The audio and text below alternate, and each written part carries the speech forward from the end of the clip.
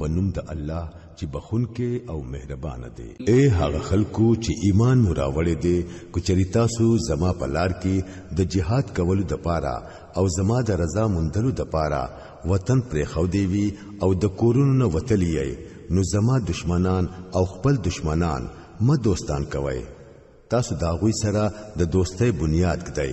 حالکه چې کم حق تاسو ته راغلي دي هغه داغې نه انکار کړي دي او داغوی کار داده چې رسول او تاسو صرف په دی وجه به وطن کوي چې تاسو په خپل رب الله باندې ایمان راوړی دي.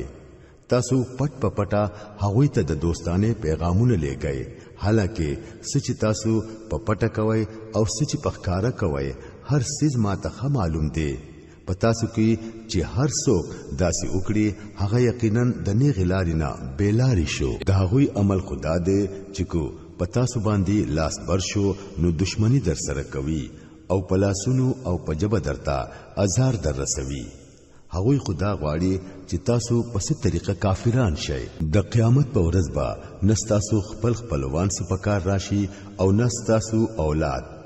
په هغه ورځ به الله تعالی ستاسو په منځ کې جدائی راولي او هم هغه ستاسو ټول عملونه ویني. تاسو د پاره په ابراهیم علی السلام او داغه په ملګرو کې یو خنمونه ده چې هغه خپل قوم ته صفا ویل مونږه ستاسو نه او ستاسو د معبودانو نه چې تاسو د الله په ځای داغوی عبادت کوئ بالکل بیزار یو. مونږه ستاسو سره کفر وکړو او زمونږه او ستاسو په منځ کې د همیشه د پاره بغض او دشمنی شروع شوه تر څو چې تاسو په یو الله ایمان رانوړئ. خدای ابراهیم علی السلام خپل پلار ته دا وینا پدې کې شامل نه ده چې زبستا د پاره د بخانه درخواست ضرور کوم او ستا د پاره د الله نه څه حاصلول زما په وس کې نه دی. د ابراهیم علی السلام او داغه د ملګرو دعا داوا چې ای زمونږ ربا خاص پتا باندې مونږه باور وکړه او خاص تا ته مونږه رجوع وکړه او خاص تا ته زمونږ واپس درتلل دي. ای زمونږ ربا مونږ د کافرانو د پاره فتنه ما جوړوا او ای زمونږ ربا زمونږ ګناهونه مونږ ته معاف کړه. بشکا ته زبردست او د حکمت خاوند یې. د دې خلکو په ژوند کې ستاسو د پاره او د هر هغه سړي د پاره خنمونه ده څوک چې د الله او د آخرت د ورځې امید لري. د دین چې چا مخواړو نو الله بے پروا دی او په خپل ذات کې په خپل ستایل شوی دی.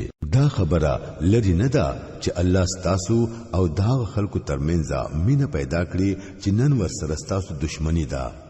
الله لوی قدرت لري او هغه بخون کې مهربان دی. الله تاسو د دې خبرې نه منع کوي چې تاسو د هغه خلکو سره د نیکۍ او د انصاف سلوک وکړئ چې د دین په معاملې کې تاسو سره جنگ نه دی کړي او تاسو د خپل کورونو نه ایستلی. بشکا الله انصاف کوونکی خلق فخوي. الله چې تاسو د کمی خبرې نه منع کوي هغه خدا دا چې تاسو د هغه خلکو سره دوستی شروع کړئ چې تاسو سره د دین په معاملې کې جنگ کړي دي او تاسو د خپل کورونو نه استلی او تاسو په استلو کې د یو بل سره امداد کړي دي.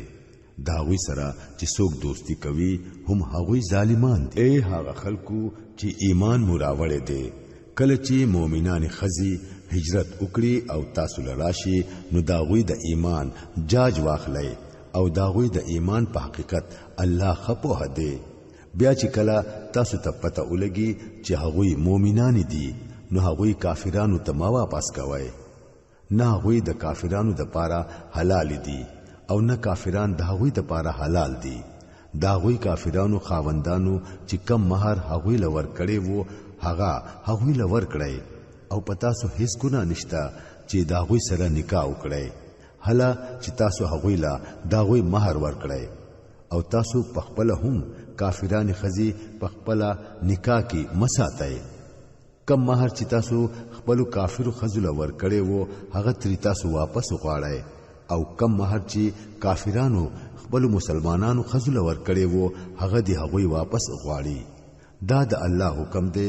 هغه تاسو په منځ کې فیصله کوي او الله ډېر په دې او د حکمت خاوند دی او کچریستا سو د کافر خزو د مہرونو نا ستاسو ته د کافرانو نا واپس میلاو نشي او بیا پرې ستاسو وار راشي نو د کوم خلکو خزي چې هلته پاتې شوی دي هغه لا هغه مر پیسې ورکړي چې هغه دا غوي د ورکړې شو مہرونو برابر وي او دهغه الله نه یره کوي چې تاسو پرې ایمان راوړې دي اے نبی صلی الله علیه وسلم کله چې تا ته مؤمنان خزي د بیت کولو د پاره راشي او د دې خبري وعده در سره کوي چې هغوی با د الله سره هیڅ سیز نه شریکوي نه بغلا کوي نه بزنا کوي نه خپل اولاد وجني نه به د خپل لاسونو او خپو مخ ته بهتان راوړي او نه به د نیکي پکار کې ستانه فرمانی کوي نو دا غوي سره بیت وکړه او دا غوي په حق کې د الله نه د بخانه دعا وغواړه یقینا الله بخون کې رحم کون کې دے اے هغه خلکو چې ایمان مراوړې دي هغه خلک دوستان مجوړوي چې په کومو الله غضب کړي دي چې د آخرت نه داسې نا امید دي لکه څنګه چې په قبرونو کې پراته کافران نا امید دي